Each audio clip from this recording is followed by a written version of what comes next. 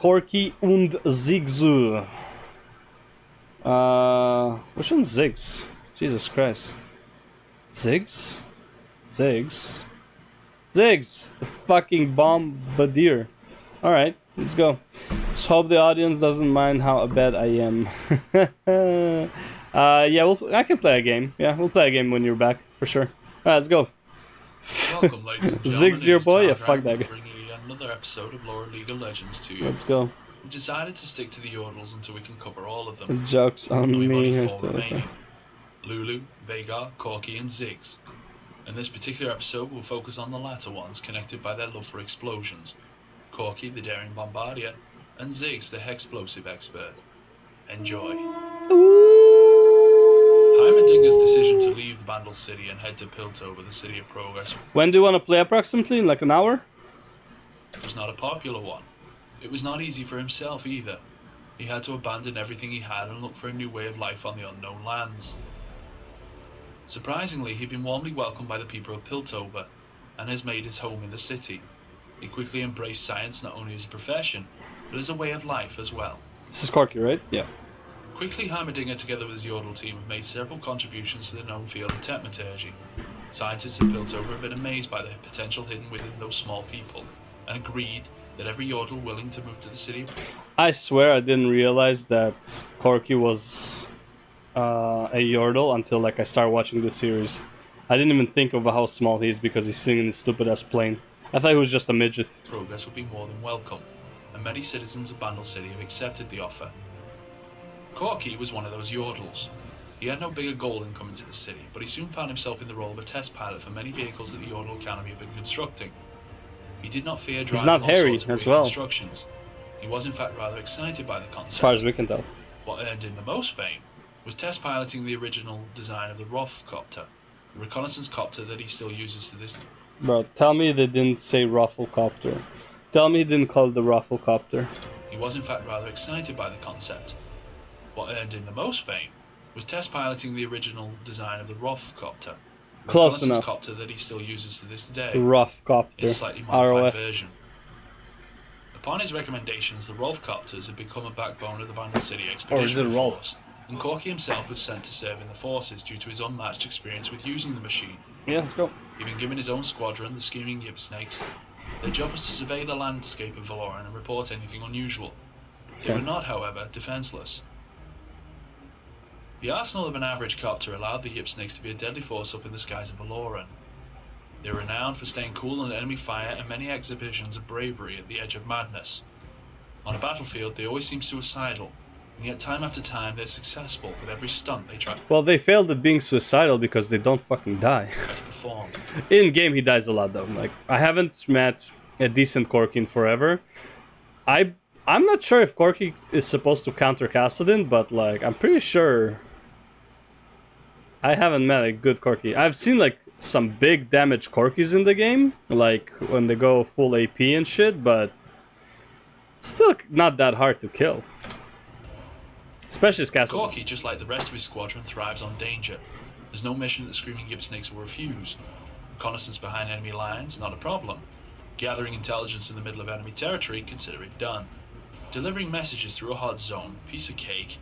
And a good dogfight with bullets and rockets filling the air, scratching the outer shell of the copter? Well, it's called Monday in Corky's dictionary. Hell yeah, brother. Over his years of service, Corky has improved his machine on every occasion. Sometimes they were just minor improvements to improve how the copter looked, so it'd be more recognizable from the ground. Sometimes Corky would add additional weapons or improve the engine's performance.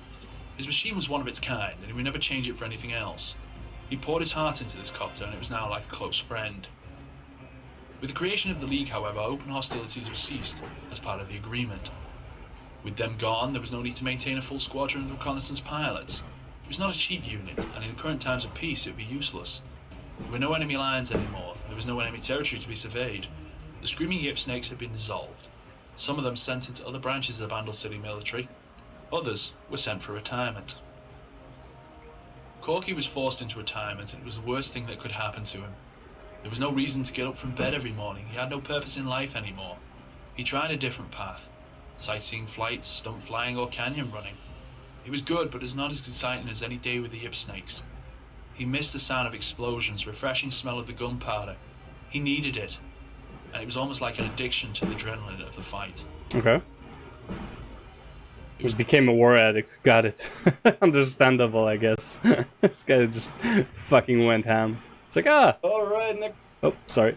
Yeah, just fine. Like, fuck it. Just blow shit up. Who cares? Not a surprise to anyone that when the League of Legends started looking for champions, Corki was one of the first who answered to the summoner's call. He was eager to test his skills against the best of the best. Ziggs had been born amongst Yordles of the Bandle City, and like many of his kin, he had a huge talent for tinkering. Since his earliest days, he tried to play around with technological devices that he could find. He had one serious problem though. Ziggs was hyperactive and chaotic. He could not focus on one thing. He would instead try to do 8 at the same time in 2 different places. This was rather uncommon amongst Yordles, especially those dealing with science. Ziggs always aspired to be a revered inventor, and he tried his best to prove everyone that he was better than others. He'd worked on many interesting projects of his own, but also tried to improve already existing ones. He had a bright, open mind full of ideas. Unfortunately, most of the experiments had finished with a loud boom and pieces of machinery flying all over his laboratory. It's hard to tell which is more common to Ziggs, discovering something unprecedented, or completely rebuilding his workshop. It's probably the latter one. Word of Ziggs' experiments had reached the Yordle Academy of Piltover, and they were highly interested in viewing the young Yordle's inventions. He'd been invited into the academy where he would present his craft to the most revered inventors amongst all Yordles. Ziggs was quite nervous, but he would never skip such an opportunity. He left Bandle City, heading straight for Piltover with his newest invention, a powerful Hextech engine. Ziggs had set up his presentation, waiting for the arrival of everyone who was to watch it. Everything seemed to be perfect. It did not change as he started his presentation. The way he spoke was chaotic, but scientists seemed intrigued by the young man. Before he could finish the presentation, however, the engine overheated, causing a massive explosion. It crumbled one of the academy walls and left... Literally the crazy scientist, man. Just like... It's okay if it explodes, you know? It's like, we learn from our mistakes, so what if some people die in the process? The presentation room almost ruined. Ziggs left the academy without a word, ashamed. He started preparing himself to return to Bandle City. A night before he was meant to an extent, I kind of feel bad for him, but at the same time, fuck him. I don't give a shit about this motherfucker.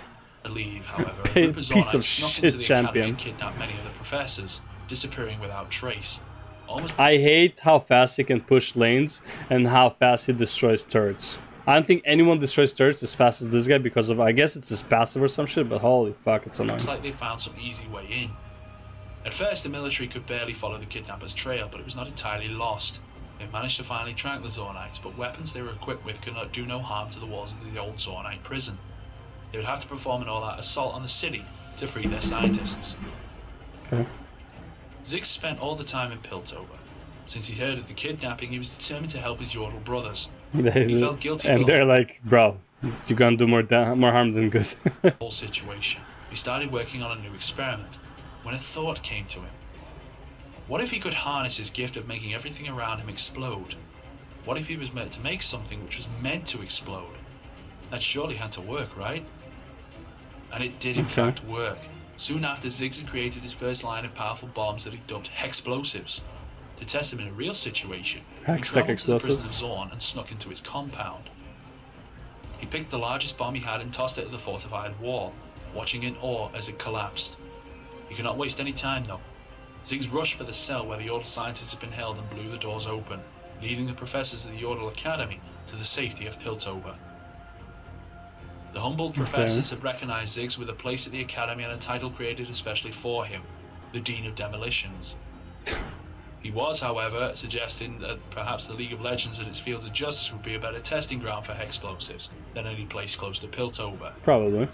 Ziggs eagerly accepted the proposal, eager to show off his newest children in front of the whole world.